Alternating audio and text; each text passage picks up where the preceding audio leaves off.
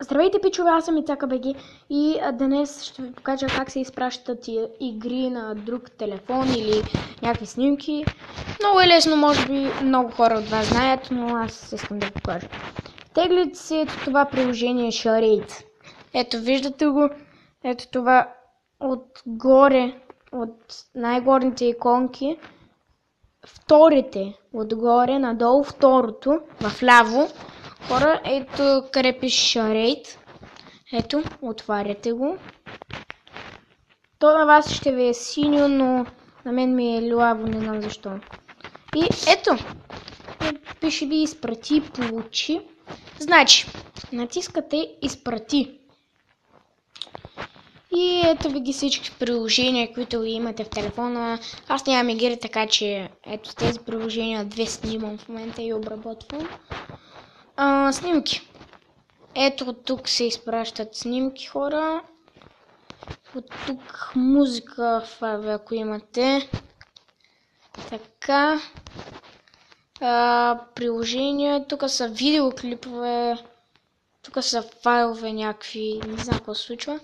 И като примерно искате да изпратите на някакво приложение, примерно това, с което снимам. И ето тук долу ви пише изпрати. И натискате изпрати. Ето натискате изпрати.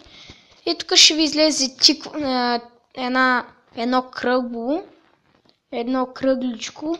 И ще такова. Натискате го и почвате да изпращате на този човек. Но хора трябва да сте близо до човека. Той трябва да е близо до вас или вие до него. Или получи. Натискате и той трябва да е натиснал получи. И на вас ще ви излезе тази глава.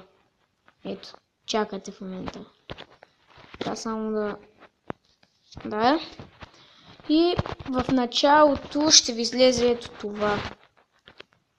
Чакайте само секунда, откъде беше. Да, влизате хора в това приложение и ще ви излезе ето това. Значи влизате ето тук. И си пишете някакво име там. Каквото си харесате. И ето тук някакво, примерно това или нещо такова.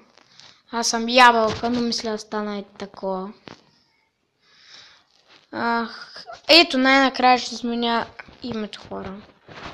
Защото преди не го бях забелязал, защото бях ретар. И съм написала хереб дяволи. И ще напиша хакер.